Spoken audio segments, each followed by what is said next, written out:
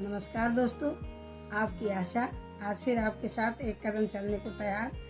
आज मेरा विषय है दान का महत्व और दान के प्रकार।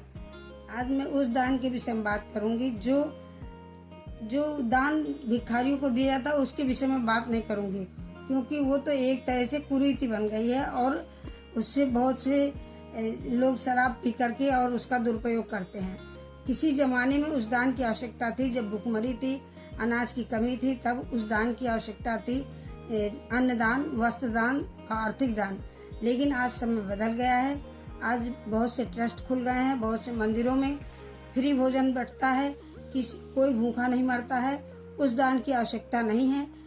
आज जो बदलते समय जिस दान की आवश्यकता है मैं उसकी बात करूंगी, वो है समय का दान, सेवा दान, भावनात्मक दान, विद्या दान। इन दानों की आवश्यकता है। हम अनाथ आश्रम में जाते हैं, वृद्धाश्रम में जाते हैं, बहुत से लोग वहाँ खाना खिलाते हैं, सरकार भी उसका पैसा देती है, लेकिन उनको प्यार से दो शब्द बोलने वाला कोई नहीं होता।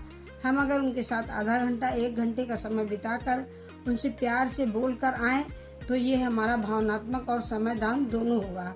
हमारे अड़ोस पड़ोस किसी की कोई बहुत बड़ी समस्या है, परेशान है, कोई दुखी है, अगर हम उसके साथ खड़े होते हैं, उसको ढांढस बंधाते हैं, तो ये हमारा भावनात्मक दान है।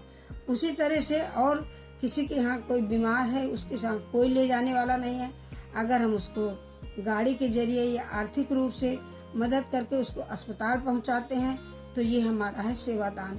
इस तरह की दान की आवश्यकता पहले कभी नहीं थी, क्योंकि संयुक्त परिवार होते थे, सब लोग एक दूसरे का सपोर्ट करते थे और साथ में करके काम करते थे। सेवा दान, समय दान, भावनात्मक दान सब उनको प्राप्त होता था। लेकिन अब एकल परिवार हो गए हैं तो इनमें भावना की कमी है, सेवा की कमी है, समय की कमी है, तो हमें इन दानों की आवश्यकता है। अपने आस पड़ोस देखिए, लोगों को जिस चीज़ की ज़रूरत है, अगर हम उनके साथ खड़े होकर के उनको खुश कर सकते हैं, उस तरह की मदद कर सकते हैं, तो वो एक दान है। और ये प्रकृति का नियम है कि हम जो बीज बोते हैं वो हमें कई गुना मिल करके, अगर हम 10 पेड़ लगाते हैं तो हमें सैकड़ों बीज उसके प्राप्त होते हैं। तो जो हम बोलते हैं वो ब्रह्मांड में हमारे पास वापस आता है, और जो हम देते हैं वो भी किसी न किसी रूप में हमें वापस मिलेगा।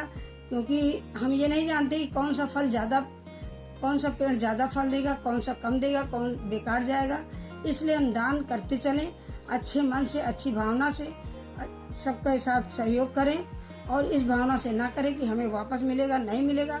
लेकिन ईश्वर ऐसा नहीं है, वो जरूर देगा आपको। इसी के साथ हम आपको अपनी बात आज ही समाप्त करते हैं। कल मिलेंगे दूसरे सब्जेक्ट में।